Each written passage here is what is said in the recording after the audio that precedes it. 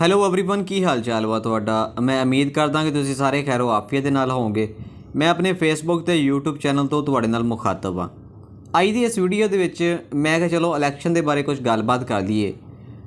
ਖਾਸ ਕਰ ਪਾਕਿਸਤਾਨੀ ਇਲੈਕਸ਼ਨ ਤੇ ਇੰਡੀਅਨ ਇਲੈਕਸ਼ਨ ਜਿਹੜੇ ਅੱਜ ਕੱਲ੍ਹ ਹੋ ਰਹੇ ਆ।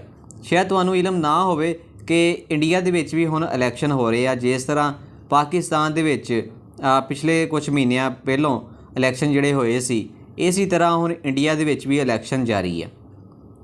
लेकिन कल पाकिस्तान दे विच ज़मनी इलैक्शन होए सी ते तुहानूं पता ही है खैर रिजल्टां दा। खैर हजे तक मैं तो कोई न्यूज़ नहीं सुनिया ते लेकिन खैर जो भी रिजल्ट आया बेहतर होवे, पाकिस्तान वास्ते बेहतर होवे। असल च मैं वीडियो ये बना रहा सी इंडियन इलैक्शन दे बारे, क्योंकि इंडिया दे विच हुण जिहड़े आम इलैक्शन जिहड़े वो जिहड़े 19 अप्रैल तो शुरू हो चुके हैं। तो जिस तरह पाकिस्तान दे विच इलैक्शन होंदे आ ना, लेकिन पाकिस्तान दे विच सिर्फ ये गल आ कि पाकिस्तान दे विच एक दिन दे विच इलैक्शन हो जांदे आ ते एक दिन दे विच ही पाकिस्तानी इलैक्शन दा जिहड़ा रिजल्ट आ वो सामने आ जांदा वा, पता लग जांदा वा कि किहड़ी पार्टी जित जाएगी। लेकिन हैरानगी की गल मैनूं ये पढ़ के होई, क्योंकि मैं एक अखबार ते पढ़दा पिया सी कि इंडिया दे विच जिहड़े इलैक्शन होंदे आ वो जिहड़े 7 हफ्तियां तक जारी रहिंदे आ।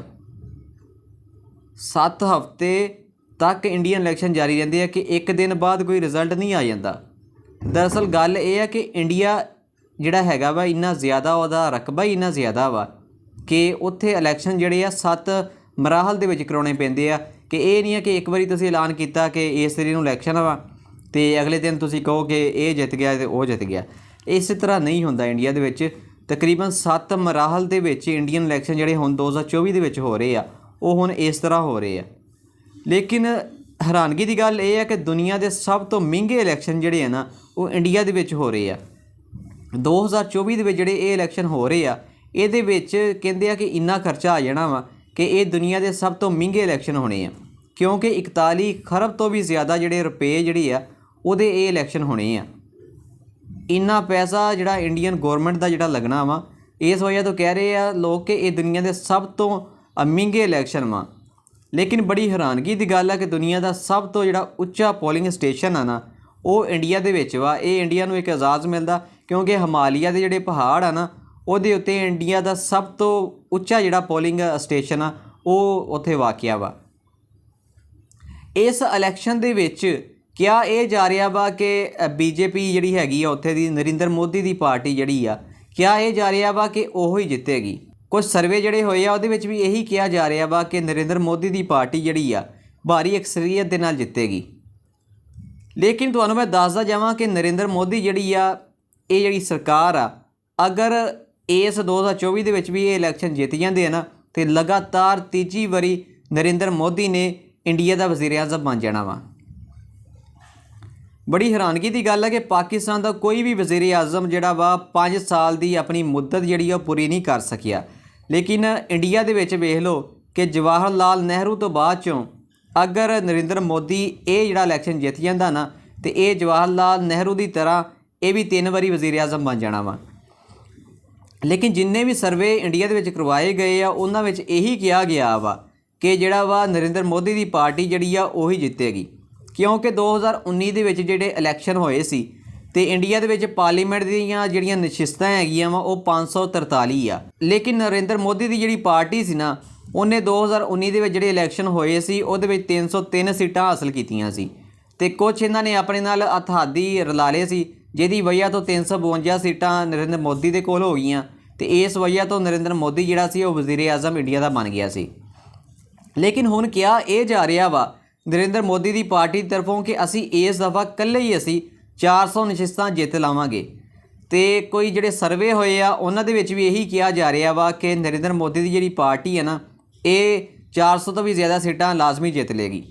खैर बड़ी हैरानगी की गल आ कि यार कांग्रेस जिहड़ी आ जिन्हें इंडिया नूं बनाया सी, वेख लो कि गांधी हुंदा सी, जवाहर लाल नेहरू सी जिन्हें इंडिया नूं बनाउण वास्ते जदोजहद कीती सी, उहदी पार्टी कांग्रेस ने बड़ी हुकूमत की इंडिया ते बड़े लंबे अरसे तक हुकूमत करते रहे। लेकिन सन 1988 दे विच जदों कांग्रेस की हुकूमत बनी सी उदों भी इतिहादी जिहड़े सी इन्हां ने रलारे सी। उस तो बाद चों जिन्ने भी इलैक्शन होए आ खासकर 2004 दे विच तुहानूं याद होवे कि ਇੱਕ ਮਨਮੋਹਨ ਸਿੰਘ ਵੀ ਹੁੰਦਾ ਸੀ ਵਜ਼ੀਰ ਆਜ਼ਮ ਇੰਡੀਆ ਦਾ। ਜਦੋਂ ਉਹਦੀ ਹਕੂਮਤ ਬਣੀ ਸੀ ਨਾ ਕਾਂਗਰਸ ਦੀ, ਤੇ ਉਦੋਂ ਮਨਮੋਹਨ ਸਿੰਘ ਨੂੰ ਉਹਨਾਂ ਨੇ ਵਜ਼ੀਰ ਆਜ਼ਮ ਬਣਾਇਆ ਸੀ ਤੇ ਕੁਝ ਅਤਿਹਾਦੀ ਰਲਾ ਲਏ ਸੀ, ਜਿਹਦੀ ਵਜ੍ਹਾ ਤੋਂ ਵਜ਼ੀਰ ਆਜ਼ਮ ਜਿਹੜਾ ਸੀ ਕਾਂਗਰਸ ਦਾ ਬਣ ਗਿਆ ਸੀ। ਲੇਕਿਨ ਯਾਰ ਹੈਰਾਨਗੀ ਦੀ ਗੱਲ ਆ ਕਿ ਬਾਅਦ ਚੋਂ ਅੱਜ ਤੱਕ 2014 ਤੋਂ ਲੈ ਕੇ 2024 ਦੇ ਦਰਮਿਆਨ ਬੀਜੇਪੀ ਪਾਰਟੀ ਜਿਹੜੀ ਹੈ ਲਗਾਤਾਰ ਜਿੱਤਦੀ ਪਈ ਹੈ। ਹੁਣ ਯਾਰ ਆਵਾਮ ਦਾ ਅਤਮਾਦ ਉਸ ਪਾਰਟੀ ਨੂੰ ਹਾਸਲ ਹੈਗਾ ਵਾ ਤੇ ਉਹ ਬੀਜੇਪੀ ਪਾਰਟੀ ਜਿੱਤਦੀ ਪਈ ਹੈ ਨਾ। ਬੀਜੇਪੀ ਪਾਰਟੀ ਦਾ ਜਿਹੜਾ ਵਜ਼ੀਰ ਆਜ਼ਮ ਨਰਿੰਦਰ ਮੋਦੀ, ਚਲੋ ਆਪਾਂ ਦੇ ਪਾਕਿਸਤਾਨੀ ਆ, ਆਪਣਾ ਤੇ ਉਹ ਦੁਸ਼ਮਣ ਆ, ਆਪਣਾ ਮੁਖਾਲਫ ਆ, ਉਹ ਆਪਣੇ ਮੁਲਕ ਵਾਸਤੇ ਤੇ ਸਹੀ ਕਰਦਾ ਪਿਆ ਵਾ, ਇੰਡੀਆ ਵਾਸਤੇ ਤੇ ਉਹ ਸਹੀ ਕਰਦਾ ਪਿਆ, ਤਾਂ ਤੇ ਉੱਥੇ ਲੋਕ ਜਿਹੜੇ ਹੈਗੇ ਆ ਉਹਨੂੰ ਵੋਟ ਪਾਉਂਦੇ ਪਏ ਆ। ਉਹ ਤੇ ਅਲੱਗ ਗੱਲ ਆ ਕਿ ਇੰਡੀਅਨ ਜਿਹੜੀ ਆ ਸਰਕਾਰ ਜਿਹੜੀ ਆ ਉਹ ਪਾਕਿਸਤਾਨ ਦੇ ਖਿਲਾਫ ਆ ਤੇ ਉਹ ਦੁਸ਼ਮਣ ਆ, ਉਹਨਾਂ ਨੇ ਤੇ ਆਪਣੇ ਖਿਲਾਫ ਕੰਮ ਕਰਨਾ ਹੀ ਆ। ਲੇਕਿਨ ਨਰਿੰਦਰ ਮੋਦੀ ਜਿਹੜਾ ਵਾ ਉਹ ਆਪਣੀ ਜਿਹੜੀ ਸਰਕਾਰ ਆ ਉਹਦੇ ਵਿੱਚ ਸਹੀ ਕੰਮ ਕਰਦਾ ਪਿਆ, ਆਪਣੀ ਹਕੂਮਤ ਦੇ ਵਿੱਚ ਜਿਹੜੀ ਆਵਾਮ ਆ ਉਹਦੀ ਫਲਾਹ ਬਹਬੂਦ ਵਾਸਤੇ ਕੰਮ ਕਰਦਾ ਪਿਆ ਵਾ। ਇਸੇ ਵਜ੍ਹਾ ਤੋਂ ਮੇਰੇ ਖਿਆਲ ਦੇ ਨਾਲ ਇਹ ਪਾਰਟੀ ਜਿਹੜੀ ਹੈ ਜਿੱਤਦੀ ਪਈ ਆ। ਹੁਣ ਉਮੀਦ ਤੇ ਇਹੀ ਆ ਕਿ ਸ਼ਾਇਦ 2024 ਦੇ ਵਿੱਚ ਵੀ ਜਿਹੜੇ ਹੁਣ ਇਲੈਕਸ਼ਨ ਹੁੰਦੇ ਪਏ ਆ, ਇਹਦੇ ਵਿੱਚ ਵੀ ਸ਼ਾਇਦ ਨਰਿੰਦਰ ਮੋਦੀ ਦੀ ਪਾਰਟੀ ਜਿੱਤ ਜਾਵੇ, ਕਿਉਂਕਿ ਸਰਵੇ ਤੇ ਇਹੀ ਦੱਸਦੇ ਪਏ ਆ।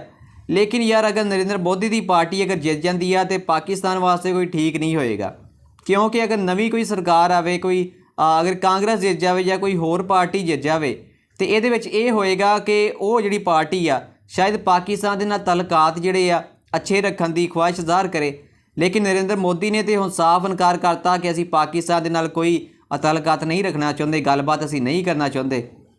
ਇੱਕ ਵਕਤ ਯਾਰ ਇਹ ਹੁੰਦਾ ਸੀ ਕਿ ਪਾਕਿਸਤਾਨੀ ਹਕੂਮਤ ਕਹਿੰਦੀ ਹੁੰਦੀ ਸੀ ਕਿ ਅਸੀਂ ਇੰਡੀਆ ਦੇ ਨਾਲ ਤਾਲੁਕਾਤ ਨਹੀਂ ਰੱਖਣੇ ਜਿੰਨੀ ਦੇਰ ਤੱਕ ਇਹ ਕਸ਼ਮੀਰ ਦਾ ਮਸਲਾ ਹੱਲ ਨਹੀਂ ਕਰਦੇ। ਲੇਕਿਨ ਯਾਰ ਹੁਣ ਇਹ ਵਕਤ ਆ ਗਿਆ ਵਾ ਕਿ ਮੈਂ ਖਬਰਾਂ ਦੇ ਵਿੱਚ ਵੀ ਸੁਣਦਾ ਹੁੰਦਾ ਵਾ ਕਿ ਪਾਕਿਸਤਾਨੀ ਹਕੂਮਤ ਇਹ ਚਾਹੁੰਦੀ ਆ ਕਿ ਅਸੀਂ ਇੰਡੀਆ ਦੇ ਨਾਲ ਗੱਲਬਾਤ ਕਰੀਏ, ਲੇਕਿਨ ਨਰਿੰਦਰ ਮੋਦੀ ਜਿਹੜਾ ਵਾ ਹੁਣ ਨਹੀਂ ਮੰਨਦਾ ਪਿਆ। ਉਹ ਕਹਿੰਦਾ ਕਿ ਅਸੀਂ ਕੋਈ ਗੱਲਬਾਤ ਤੁਹਾਡੇ ਨਾਲ ਨਹੀਂ ਕਰਨੀ।